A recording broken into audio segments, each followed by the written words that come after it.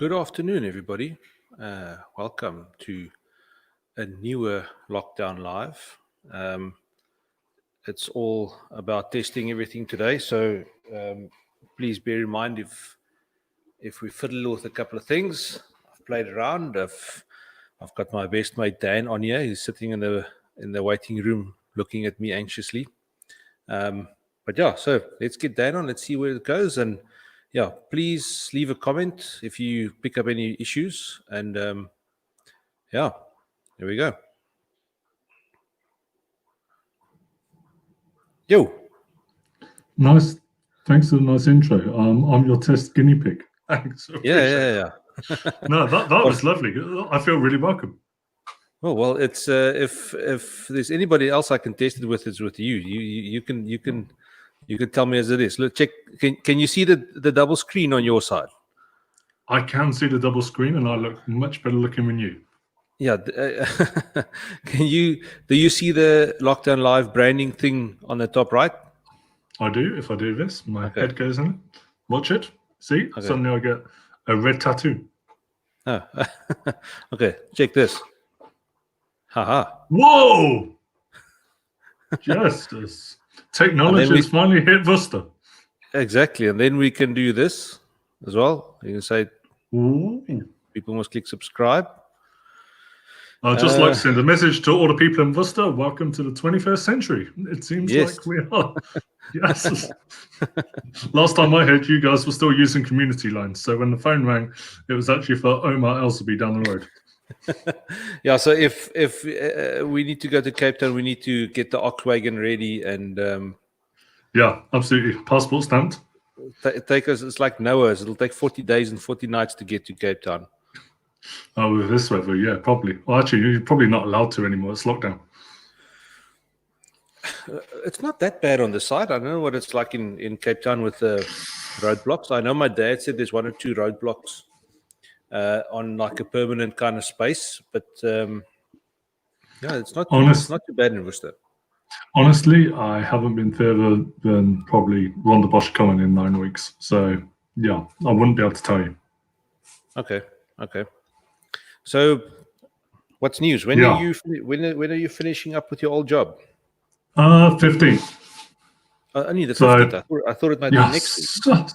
No, 6 weeks of notice period. My word. And on lockdown. It's actually been a blessing, though. It's meant that I've got a little bit more free time, so Kim can be working. So, yeah.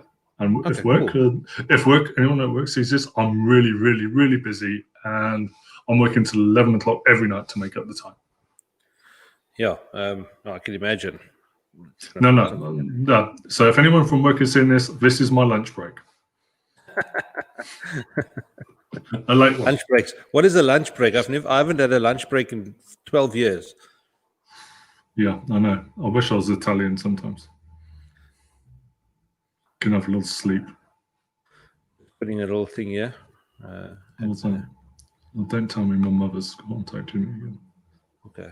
Just going to let this run there for a couple of seconds just so that people can comment if they pick up an issue. I'll tell you what, this is so much better than when Ryan and I were on here. Last time Ryan and I were on here, I mean, it was like sound issues. You basically had to hold up an A4 page to say our name. It's crazy. I could do all the things back then. It just took me time to figure out, because I could use Ecamm Live on the Mac. But the problem with that is that I've got to bring you guys in on Skype then.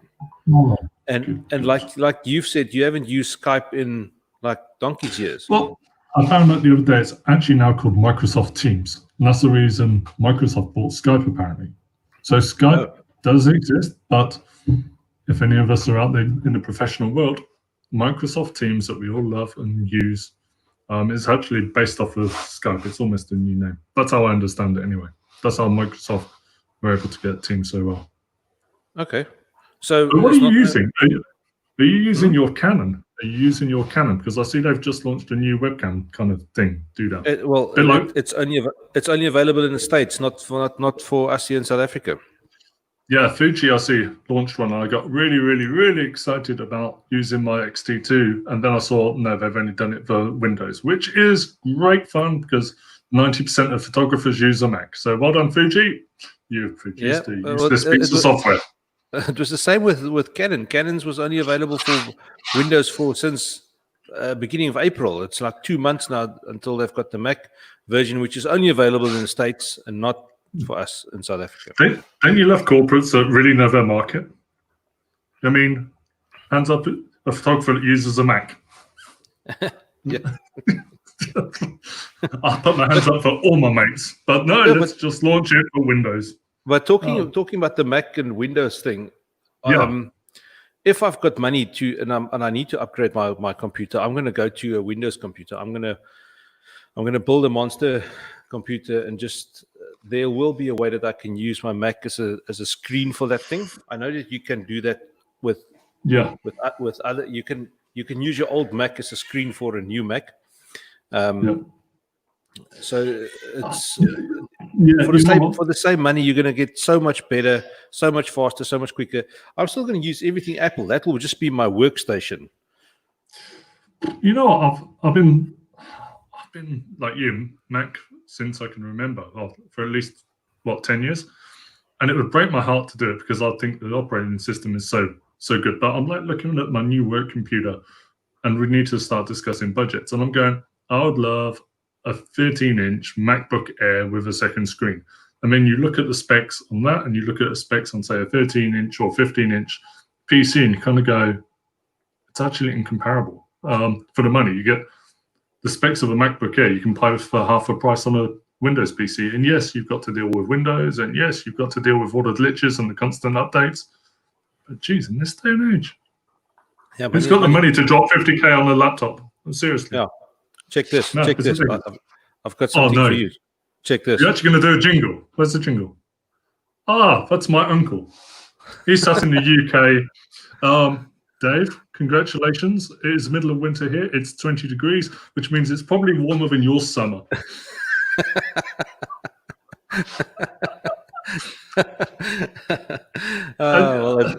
So an interesting thing there. So Dave, because he's now watching, I can actually do this.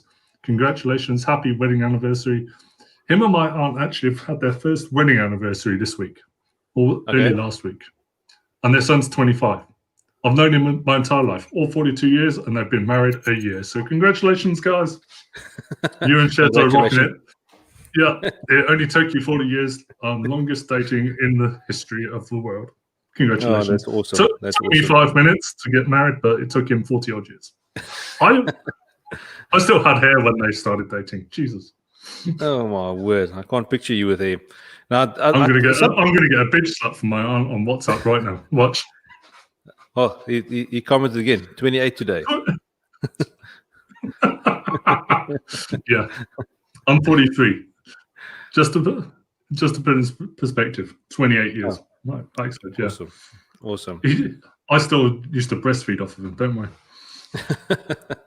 So let's talk. Enough nonsense about my dear poor uncle in the UK freezing his ass off. There'll probably be a lot more talking shit during this whole thing, but that's fine. That's what we've done for the last decade. Don't worry about it. It's been since we met romantically. Oh, jeez. I was thinking about this. So our first date in that romantic canola field. Well, I dropped my polarizer and it's still got canola oil on it today. Yeah, I reckon it's been 19 years. That was 2012, if I'm not mistaken. So that's 8 years. Yeah, it seems like longer. Yeah, it's a long time. Yeah, no, it was. How many weddings did we do in that year? I mean, we met the canola field. And we started doing weddings. I think we did 2 or 3 weddings in that year, and then we did 1 or 2 weddings where he helped me the next year. I think there were some belters. I think there must have been about 10 weddings or so that we've done together. There were some belters. We had some parties there. There were a couple of really kind of dodgy ones as well, but it was fun. It was a lot of fun. It's yeah. I felt sorry for a lot of the men, I have to be honest. From those weddings that we did, one of the couples has actually been divorced. They've been divorced for quite a while. I started to hear, seriously. Saw it on Facebook, but it was one of those where I kind of got the feeling that this is not going to last. And if I mention, I'm not going to mention the names here, but no, of course not. If I tell you which one it is, you'll probably agree with me as well. Go on. Not the one in the cave. In the cave. The one where we basically went underground for the reception and battled like hell the whole day. Or no? Okay. No. Was it the one where the DJ played the music for himself and he was the only one dancing? No, it wasn't that one either. Okay. Now I'm scratching my head. I'll tell you. Tell me later. It doesn't matter. People don't need to know about the horses. It's happy times. Let's see if the private chat thing works. We're testing everything today. Yes, private chat. Oh, yeah. Hi. Sorry, people, sorry about this. Dewald and I are having a moment. We will be back to your normal scheduled programming in about 2 minutes. Oh. Remember that one? I think it was the first one you helped me. It was the first one. Yes, that was a belter as well. Yeah. That was good wedding. There was more Porsches than Germany at that one. Oh, my word. Yeah, no, interesting. No, so sorry, people. That was a little bit of an interesting one. So you say you went to the shops earlier and you were sanitized from here to Kingdom Come. Now, that was my first lunch break. Anyone from work? That was the tea break. But yeah, have you noticed my complexion's better? Because getting into Woolies, I basically had a chemical scrub. And then luckily everything I wanted to buy was classed as winter clothing. I didn't want to buy any T-shirts that were used to cool yourself down. But hectic, eh? Like queuing to get into shops, chemical scrubbed in, chemical scrubbed out, carry bags being scrubbed. It's a shocker. There's like glad to be out of the shops pretty quickly and locked back inside the fortress that I call home. Okay. Well, yeah. And how's the people in the shops? How are they towards each other? You know what? I actually think a lot of people have kind of got used to it now. I think the first week it was a bit off. I think people have just clicked into gear. I actually think it's going to become the new. I think it has become the new normal. It's going to be interesting to see what it's like in 6 months if people suddenly just go back to old habits. But my gut feeling is, we'll see. Yeah, I spoke to a friend of ours here in Worcester who's a teacher at the school that Emily goes to. Yeah. He teaches grade 7. So he said what's going to happen now is that they are going to have because the grade 7s are going back on Monday. Yeah. So what's going to happen is that all of them are going to be in the assembly hall. Yeah. So they've spaced all the desks appropriately apart. And then there's one particular gate that they must come in. Parents must drop them off outside. They come in, they do the sanitize thing, and they go in. There's going to be no breaks. They're going to have like a 10-minute recess thing where they can have lunch, but they will still be inside the assembly hall. They won't go outside. And then they will do their thing. So basically, David will go in for his period that he needs to teach them. He will go into the assembly, and he will present to all the grade 7s, not just. So if there's grade 7, A, B, C, D, you will have all of them in one go. Yeah. I mean, look, we got a questionnaire from Mitch's school, 2 weeks ago about all sorts of things. And if I read between the lines, I wouldn't be surprised if at grade R level, which Mitch is at, they might split the class into 2 and have a morning and afternoon session. So instead of 25 kids, you got 12 kids in the class. We'll see. We're still waiting to see. But I mean, coming to other lockdown things, I think the big change is going to be a lot of people are moving to buying local and buying direct. I know a lot of the stuff I'm doing now is supporting small businesses and trying to buy direct from the farmers. So blueberries, buying directly, all sorts of stuff we're now doing. And I think business is actually going to feel it. Because I really think small businesses have adapted and big businesses aren't. So I think that's the biggest thing we've noticed as a family. We're trying to avoid the big guys and support the little guys. And if we can go direct, we're going direct to make sure that the little guys survive. There's actually a group on Facebook that I've joined last week. Say again? That worries me when you said there's a group on Facebook. You know, I join particular groups, and you know my stance on Facebook groups and stuff. There's Oh particular yeah, groups you that typically invite me to everyone you ever see. The day where you haven't invited me to a group on Facebook is a day of like, actually, it's a day without coffee. Crazy. Yeah, no, I won't just randomly invite people to do that. But anyway, so Yeah. it's all about farmers and stuff, and that they've actually posted there. The guys have started. There's a new app called Telegraph. Have you seen that?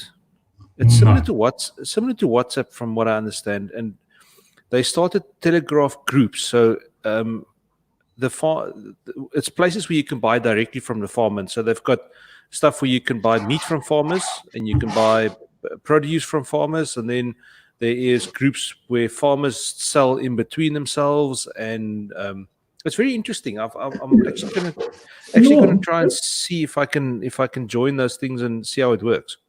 And it makes sense because let's face it, the big retail guys absolutely nail these guys on price.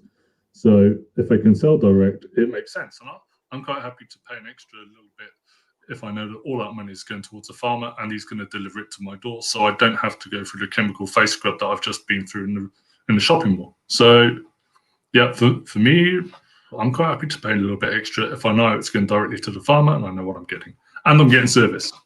Yeah, the issue here is that as soon as you come to meat products, then there's all sorts of regulations and shit around meat and milk.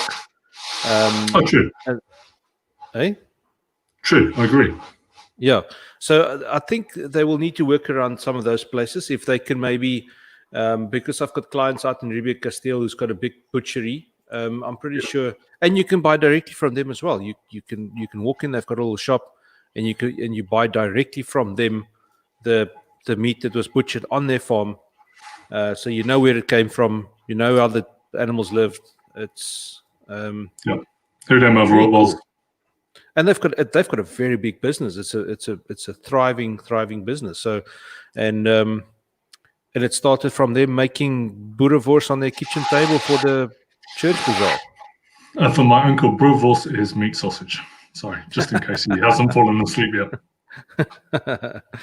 He's probably the only viewer, so yeah. I think a lot of places will be starting to do well like that. I know we've spoken about the girl that brings your yeah, she's amazing. The berries.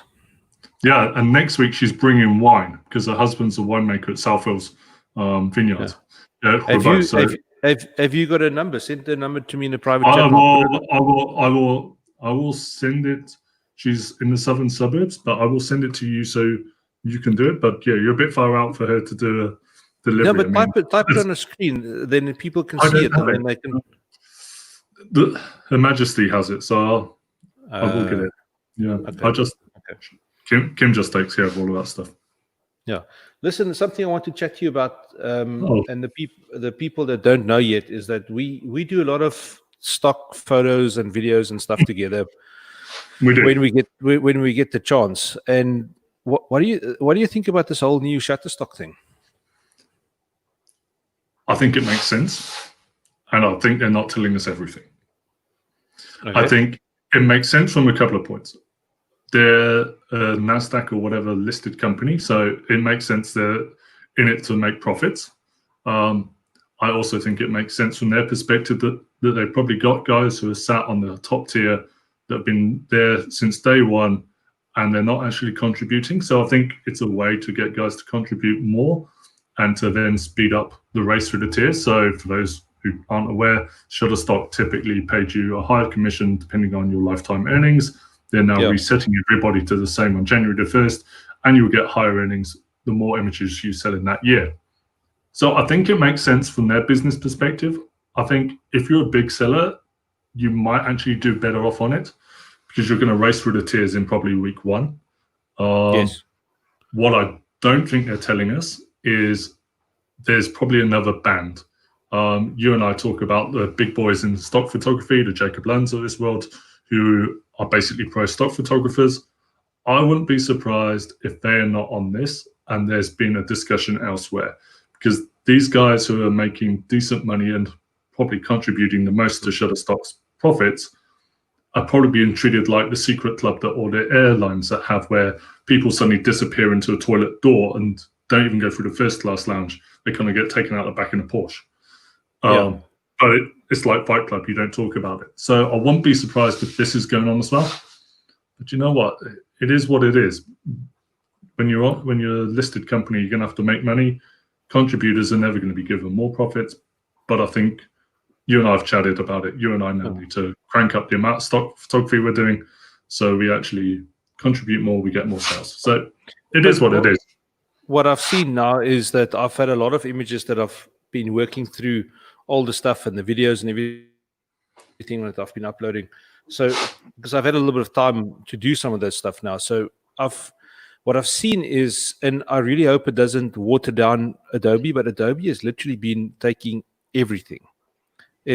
I haven't had a rejection from Adobe in probably 3 months of uploading clips, images. They just literally take everything, and I think that they want to become a market player with portfolio size. And Shutterstock has been a lot more full of shit. I've had quite a number of rejections on there of stuff that I think, okay, that's weird. Why wasn't this taken? Yeah, them and Getty. So I've experienced something similar. I think deposit photos does much the same. Dreams Time, I don't think I've ever rejected anything. So look, we all know Adobe bought Fotolia, and Fotolia was kind of a niche player. So I think they're just trying to get their portfolio up, like you say. I think Adobe is going to be the big player. I know you and I have discussed it. Our earnings month on month in the last year have probably been higher on Adobe than Shutterstock. I know mine certainly have. And I think it's purely and simply because graphic designers can now download stock images from Photoshop. They don't have to go and search. They can do it all in the tools that they're using. It's automatically imported into the project they're working on. So from a workflow point of view, I think Adobe is going to start clubbing Shutterstock. And I think Shutterstock are realizing that. So I think they've already. I think Shutterstock might have started to feel it already, because the average return per image on Adobe is way better than what it is on Shutterstock. Yeah, absolutely, no doubt. It makes sense. They've got to feel it. I think the second Adobe bought Fotolia, the likes of Shutterstock and Getty saw the writing on the wall of what was going to come. I mean, they're not stupid people, these people. So. But as long as you and I are paying for our beer money when we can buy beer again, I suppose, or we're paying a bit of school fees, seriously, you and I are going to pretty much get through the tiers relatively quickly based on our volumes. So I think the impact for you and I is going to be material at best, and it might actually be beneficial if we can get onto the higher commission earnings quicker. So yeah, I honestly say that we need to set up a couple of decent shoots with good quality images that's got a bigger chance of selling. Yeah. Well, look, now I'm not driving in a few weeks to Wellington every day. I can afford the flight to Worcester. So yeah. Yeah. Or you might just be an autopilot and get in the car in the morning and just before you take the turn off into Paul, you might just say, "Oh shit, I'm here already. I might as well head over the mountain." Yeah, Woodstock begins with a W, a bit like Wellington. It's only about a 65k difference in distance. Yeah. Yeah. Well, from Paul to me, it's 50 k's. I know, and from me to Paul, it's 70. So that's what I'm saying. It's a decent flight from me to you. Yeah. So, but then we must make it worth it. Absolutely. Yeah. So yeah. So just a question: if do I come through live as I'm talking? It's not like Zoom where the one gets preference until it's finished speaking. No, this is like having a conversation. It's not like that dude out. It's not like the dude out of Police Academy where his lips moved and his voice came about 10 minutes later.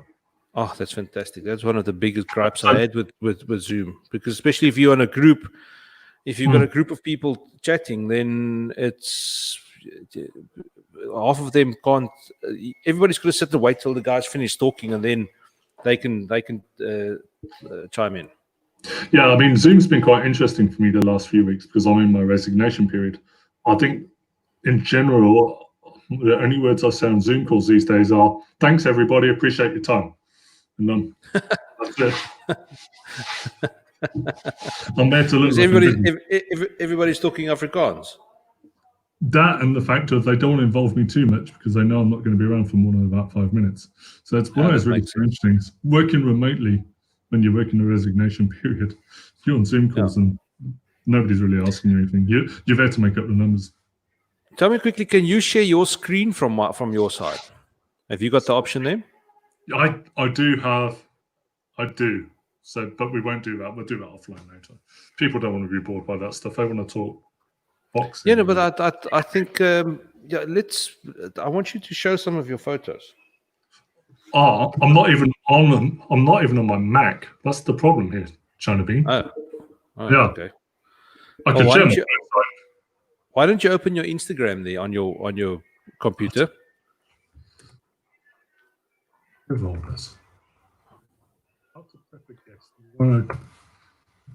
Dear guest, I'd like you to showcase some images. Please have them ready. Right, so I'm going to go through a couple of my images because I can, and you've asked me nicely to. So what do you want me to show you? Yeah, show me some boxing stuff. Anything. Open it up there so we can. Because I mean, I am a kind of a boxing. I'm going to show you this where you can. Chrome tab. Hang on. Ah, here we go. This is really cool. I get to select which Chrome tab. There you go. So okay, hold on. Let me. I need to add to stream your screen. Apologies to 2 people watching this. This is fantastic. So this is my buddy Simon. Yeah. That's called talcum powder, just to make it look cool and a bit of touch-ups. So yeah, this was kind of cool. I shot this with a Fujifilm X-H1. I got loaned one and a couple of flashes. And Simon and I went into a gym late at night and we had a bit of fun with talcum powder and some flashes, and we kind of came up with this stuff. So yeah, kind of cool. Do you want to see something else? Yeah, go. So Ryan and I were on your show a few weeks ago. This is a behind-the-scenes shot where Ryan and I actually worked together for the first time, and since then we've created a company. Big up to my buddy Warren who pulled us in on this. Really interesting thing. There's a guy out Atlantis way that's created all these sets, and basically they've created Bocarp in the middle of the veldt. And it costs a shed load of money for the day, but it's essentially a street of Bocarp where you can do whatever you want apart from kind of set off fireworks. Really, really cool. And it's getting a lot of use before lockdown, apparently. So yeah, this I think was the first shoot they did. That's awesome. Probably Dan's famous photo. Dan's famous photo, the only one used globally for the Fujifilm X-H1 launch. Yeah, kind of been blown up quite a bit. A lot of fun. Keegan Barnard was a great rider that day. Probably the best conditions we've ever had at Atlantis dunes. Not a breath of wind. The light was right. The camera was on song. And yeah, this was shot as part of a global launch campaign for the Fujifilm X-H1, and it was used extensively. So yeah, proud of this one. It got me a lot of good traction, and it's just as well. Did you get mileage out of that? Not in terms of clients, but I think I got a lot of credibility. I know I certainly used it a bit, and people just like it. I think it's a great portfolio shot from the point of view of people looking and go, "Holy shit!" You kind of know what you're doing. Excuse me, we'll have to swear on this. No children watching. I apologize. No, it's my channel. So, you can say what you want. I've got a question here. Yeah. Christopher Miller. Okay. And we've spoken about this a couple of minutes ago about the Shutterstock thing. Let me just see. Not sure if this has been asked, but yet. But are you guys still on new terms of Shutterstock? Well, it's like Dan said. It might be a good thing. It might be a bad thing. But I think for people that's got vested interest in the Shutterstock thing and has got a good portfolio that sells off, and they will blitz through the lower tiers quickly. Yeah. Okay. Right. See there. No, I just think honestly with Shutterstock, as a contributor, you realize you don't have a lot of say there. So it's a case of if you're making money, just accept it and try and blitz through the tiers as quickly as you can and hope you make more money. if you only sell 2 or 3 images a month, but you've been doing that for 10 years, then I think you're going to be in a lot more pain than the people who contribute regularly and get decent sales every month. I think that is what it is, unfortunately. Cool. Right, let's carry on with your cool photos. Oh, yeah. This was taken in Joburg. Probably I wish I'd kind of got more of the bottom, but I think I got that action. The chick actually missed the shot. It actually hit the shoulder, but the timing was kind of perfect. And it looks like she's staring the punch down. Women's boxing is actually quite interesting. I've shot a bit of it. Tends to be a lot more, I wouldn't say violent, but because the chances of a knockout in a lot of cases aren't there, like as a heavyweight, you know you're one punch away from being on your ass. With women, they tend to swing quite a bit. That's just what I found. I might be generalizing, probably am, generally do. Okay, so they do a lot more big. So they do a lot more bigger hits on each other. Yeah, I mean, look, I've shot probably 4 women's fights in my entire life, but I know that some of the images I've got like this are probably some of my best images. So yeah, I mean, this was in Joburg. The 2 guys in the background, Christo Smith and James Garridge, seriously good photographers. Christo is the photographer on the right, probably one of the best. Well, he probably is the best boxing photographer in South Africa. And the one thing about boxing photography is there is no money in it. Like literally no money. Boxing photography has probably cost me $5,000. If you take all my travel expenses and everything, people do it for passion. And Christo Fair Play shoots like 25 tournaments a year. He's there, he shoots the weigh-ins, he shoots the press conferences, he's at every function.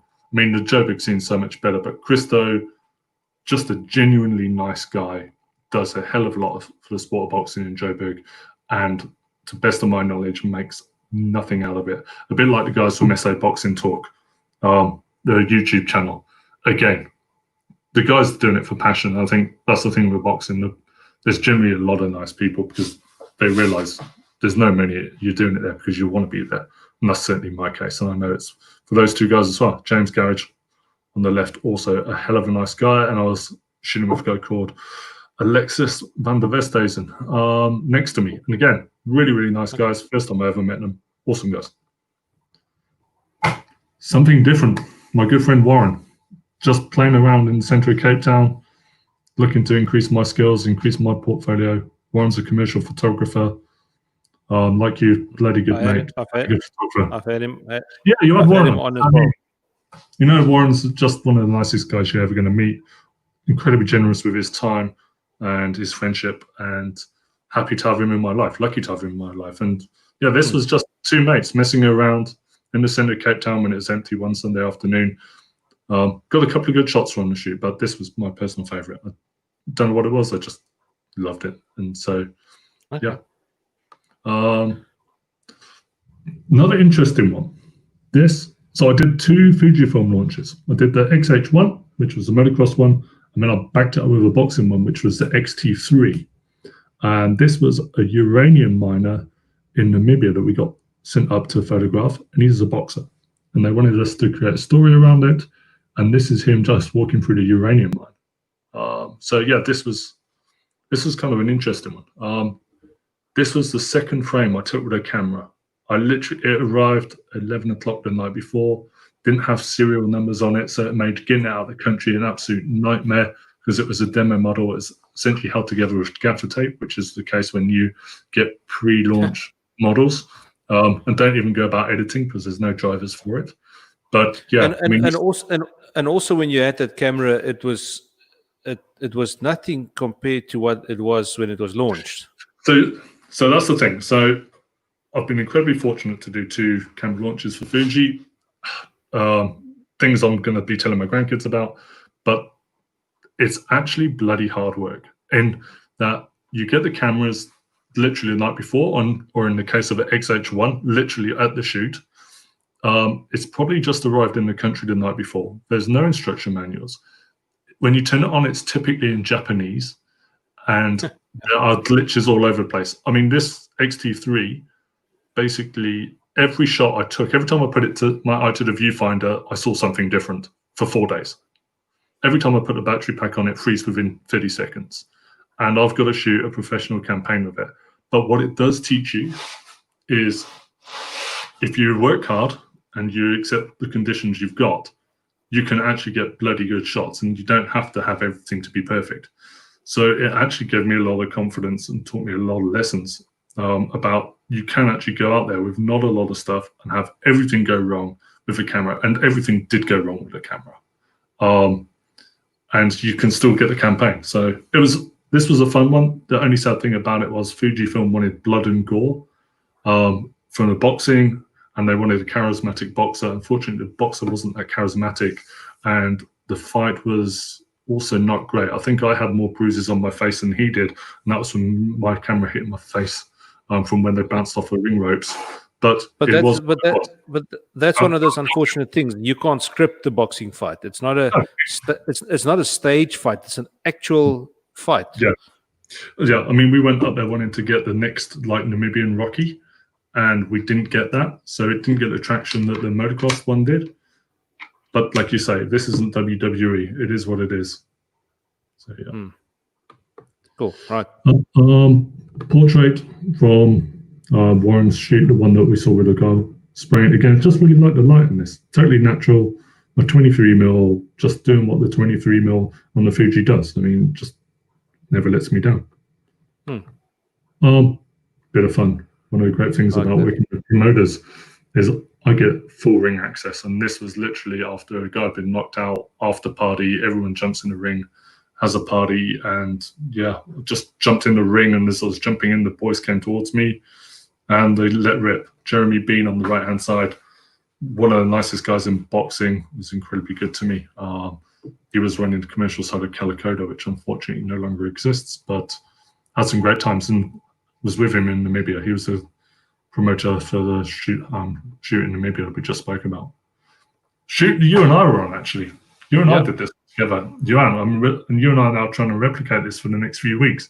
So if there's any mountain bikers out there and you want a free shoot, drop Dewald and I a message, because we're trying to do a bit of a shoot. But yeah, again, not the best shot, if you want to call it that, in terms of action, but I just love the light. I just love the composition. I know I'm blowing smoke up my own backside here, but this was my shot. We got some cracker shots in that. It was great, and he was, you know what, he was super. He was amazing. I mean, he must have rode that burn there about 20 times for us. Yeah, I mean, he didn't bat an eyelid. I mean, and that's the great thing. You meet these guys, and they just keep going the whole day, and you know it must be frustrating for them. But when you give them these shots, they kind of go, oh, "It was worth it." So yeah. Again, Warren shoot, another bit of a BTS. Again, boxing. Back to taken a few weeks ago. I mean, the guy had just taken a decent right hook, and unfortunately on this website, probably the most recent violent one, I hate to use the word violent, isn't on my website yet, but you see some pretty horrendous things. And, you know, I've been around boxing for what, 3-4 years now, incredibly privileged to be in the corner of good fighters. I was actually, the guy in black shorts, I was actually in this corner. I walked to the ring with him on this, as I do with all the Bryce's boxers. I've got to know them well. Just the most humble guys you'll ever meet. From a wide range of backgrounds, have nothing in a lot of cases, but just some of the nicest blokes I think I've ever met. I mean, I'll take my 6-year-old down to the gym, and the respect he gets down there is just amazing. And you see them go into the ring, and they're doing this, they're getting 7 bells knocked out of each other, and it's all because they want to put food on their kids' table. And I think the lockdown's hurt these guys. I know it has, because I'm in communication with a few of them, because they're not able to fight, and they need to fight to put food on the table. So looking forward to getting back in the corner sometime soon, and I hope it's not too long. But yeah, one of those shots where kind of you get the brutality without seeing the brutality, just by looking at guys' eyes. Talking about being brutal and all sorts, did you see the Mike Tyson videos? Yeah, Mike's looking good, but I hope he doesn't come back. Why not? Why? Yeah, I just don't want to see him do any damage. I mean, I see Holyfield's coming back for an exhibition match, so I think it with Mike Tyson. Yeah, probably. You know what? These guys, they're great warriors. I mean, yes, I grew up watching these guys. It's like, would I ever want Frank Bruno to come back or Nigel Benn? No, they were my heroes. I want to remember them as these 20-somethings that were in absolute wars. I mean, they're just going to do damage to themselves now. And I think it's very romantic, and I think we'd all kind of watch the first 30 seconds and go, all right, and it's fine, but we're spoiling their legacy now. But I accept, as a heavyweight, I don't want to be near him. He's looking solid. 53 He's years gonna. old. Well, I believe he turned down the challenge from Sonny Bill Williams, and I think he would have freaking knocked Sonny Bill's teeth out. Yeah, well, Sonny Bill's probably would have been wearing his lipstick and his makeup, and his hair would have been Yeah, and done some Instagram posts before he went on. Yeah, I think Sonny Bill should maybe fight some YouTubers. I think Mike Tyson would have decapitated him with his first left hook. Yes, that guy is so quick, eh?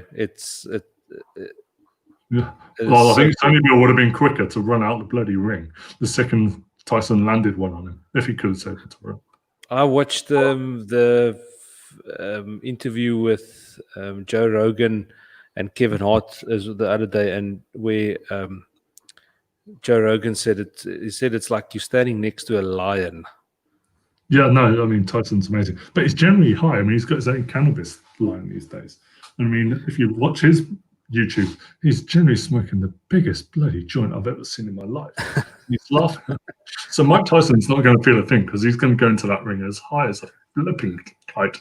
You could land 20 shots on him and he's going to be laughing in your face. He's going to be cooked, man. Yeah. Check this one. This I would love to see this. You want to go back? I would love to see this fight. Oh God, not you, me. What? Which one? Tell me about it. Which fight? Check the comment on the screen from Christopher. Tyson versus Logan Paul. Almost in Tyson versus Trump would be quite nice. Or Tyson versus no, I won't even say it because I'll probably get into trouble and I'll probably get the National Prosecuting Association on the front door. But yeah. I'm skipping the one of Warren because Warren's Warren, and it was a great shot. And we're talking boxing. This image for me encapsulates why I love doing what I do. So I'm privileged, like I say, I get to be in the changing rooms with these guys. The boxer here is an absolute legend of a man. Lunga, the pressure cooker Sitamela, just an absolute legend of a guy. I love him to pieces. There's a couple of boxers like Abdulaziz Kunert, who's a photograph since his third fight, Daniel Pontac, Farad Zayed. These guys, they're just legends. But Lunga, there's something special about him. He doesn't say a lot. And this moment, I was in the changing rooms by myself, making sure that nobody came in and disturbed him while one of the other fighters was outside. And the little kid is a guy called Tommy Dillon. Now, when Lunga goes into camp, he leaves his wife and kid alone for 6 weeks, and he moves in with one of the coaches, Alan Dillon, and Tommy's Alan's son. So these two are like brothers because Lunga essentially lives with Tommy for 6 weeks every couple of months.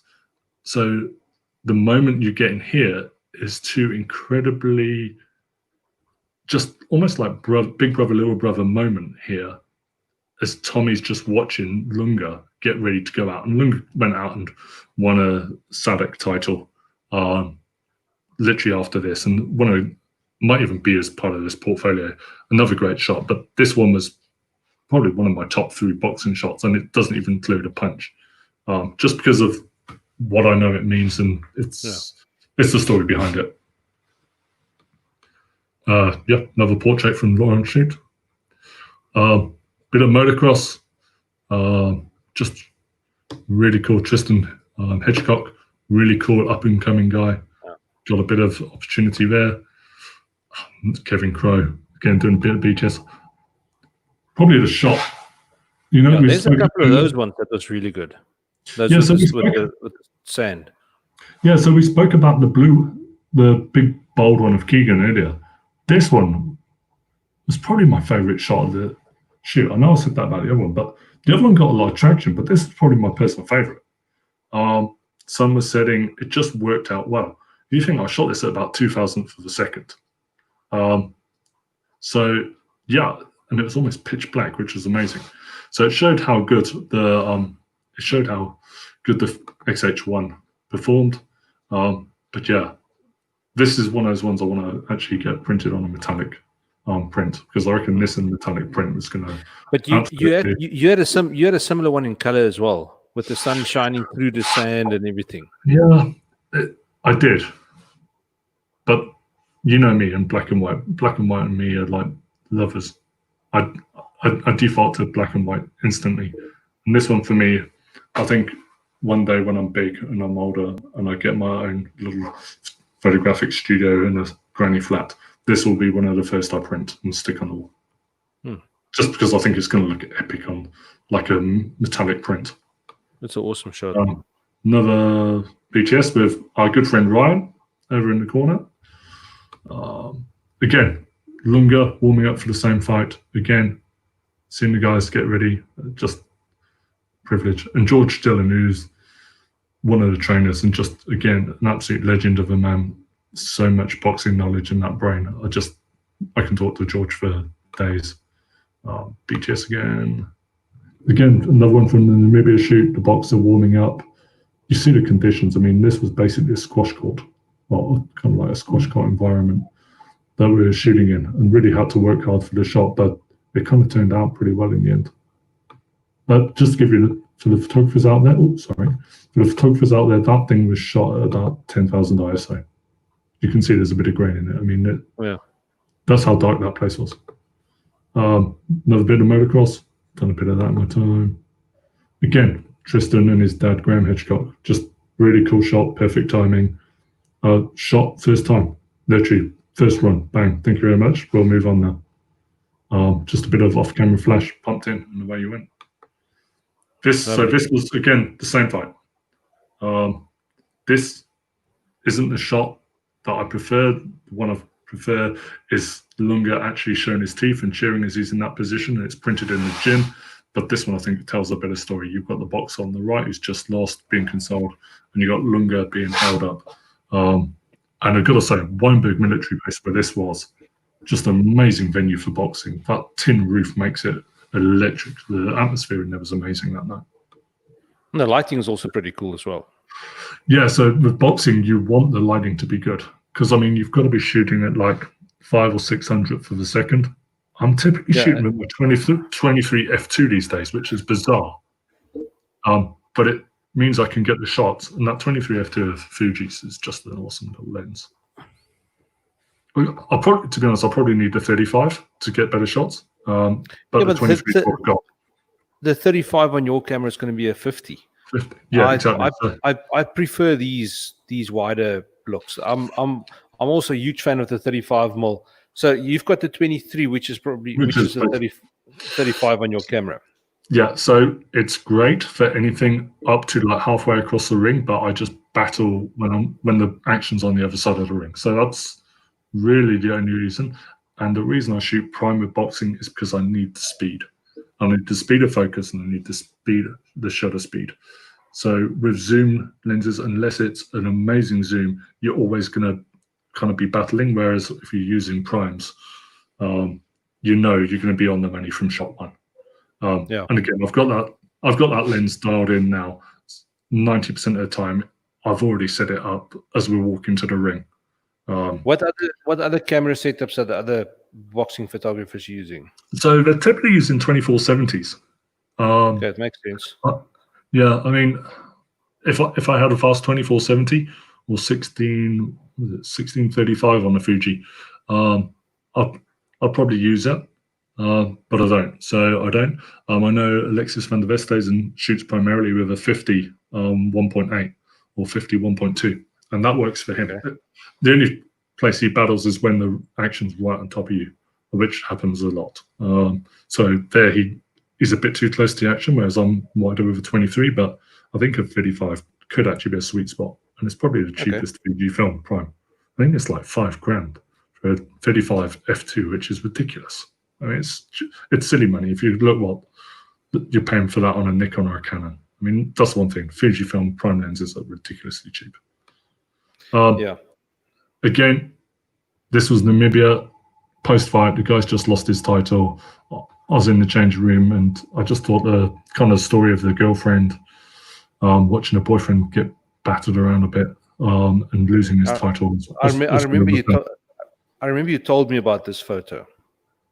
Yeah, it's one of those understated ones that people don't really kind of like, oh my God, that's amazing unboxing shot, because there's blood all over your camera and there's teeth being gnashed. But the more I'm getting involved with boxing, and particularly boxers themselves, this kind of resonated more with me, because it kind of pulls on the heartstrings, because I've been with this guy for 4 days, so I've got to know him and I've got to know his family. So it's a personal shot. I mean, it's a personal portfolio. So yeah, blood and gore is always good, but this one for me, much like the others. Yeah, Warren again. Warren features on this website more than I do. It's actually sad. Bit of mountain biking action. Always good fun to shoot mountain biking. Hope to get back out there soon. Bit more motocross. Boxing setup. This was in Cape Town Castle. You and I actually did some drone work on this thing. Yeah, I remember that. I remember us flying a drone at 60 k's an hour down Darling Street and watching everybody wonder what the hell was going on. And meanwhile, we were in the middle of a military base, and the police couldn't get us. And we had permission to do it. Well, we had permission to fly around the castle. I don't think we had permission to buzz the top of people's heads down Darling Street at 60 k's an hour. But what goes on tour stays on tour, unless you put it on the YouTube channel. But yeah, that's a fun one. Really good venue. Really like to shoot in a castle of Good Hope. It was hell of good. I actually got some great shots from still on the wall at the back as well. So I went up onto the roof and got some great shots. Nice. The BTS, and again, our good friend Lunga in the gym. Like that, John. You know, Madiba in the background. This is at the old La Serena gym, which is one of the oldest, most famous boxing gyms in Cape Town. So yeah, that's my portfolio. So enough about me. Let's smoke up my backside. Let me just unshare my screen. Plus, and I hear the family's got home. As your family arrived home. Yeah. Okay. The joys of it. Well. So, any questions? Is my uncle sleeping, or is he falling asleep? I don't know. There's someone watching. I think it might be Christopher. But yeah, no, it was cool. I know you need to go. No, I need to go dash off. Yep. But I mean, look. Hopefully now we've tested your kit. Thank you for the 2 people and the dog that are watching. It works absolutely awesome. So I'm very pleased. So. Cool. Yeah, now the rest of the ones that I've got lined up is all going to be through this platform and not through Zoom anymore. I've got to say, it works well. I really like it compared to Zoom. This is stunning. Yeah. Definitely. People, use this system. It works. Cool. Listen, I better go. Fantastic. Thanks, bud. Keep well. Always Chat to you soon. Catch you later. Bye. All right. Cheerio. Bye.